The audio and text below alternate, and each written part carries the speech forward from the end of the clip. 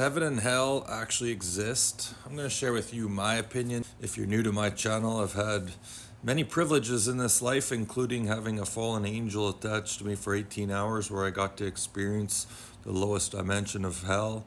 And I've had visitations from the soul of Jesus where I got to experience 12D unconditional love. And this is my opinion.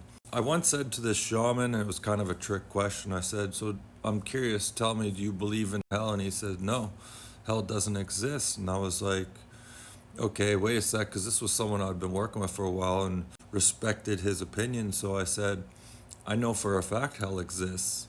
What do you mean you don't think hell exists?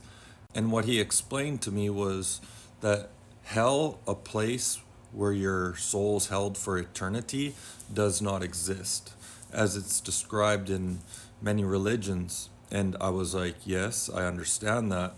What you have to understand is that Earth, look at Earth as like point zero, and below it, -7 to -9 maybe, and then above it, just say +1, +2, +3, up to +12 and beyond.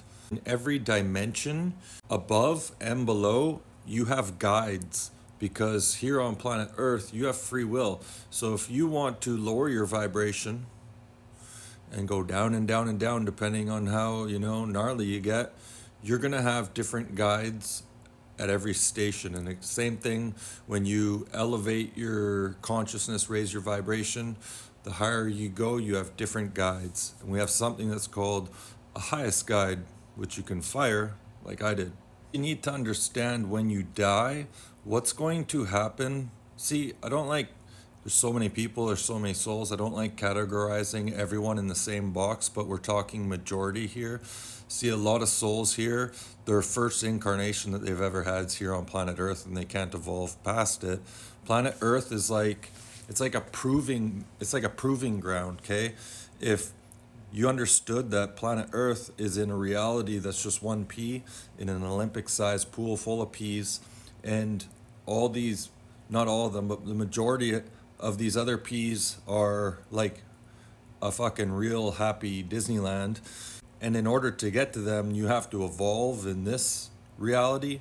When you pass away, you're going to go to a frequency on the other side that you are a vibrational match to. See, what planet Earth, what life on planet Earth is all about, it's an energy game. It's a vibration game. It's a consciousness game. Where is your energy at when you die? Because that's going to be, for many people, for many souls, it's your new reality. Okay, and many people on planet Earth are not going to be happy with their new reality in the afterlife. And it's all about evolving. So even if you're in the bottom tank of hell, you can raise your consciousness.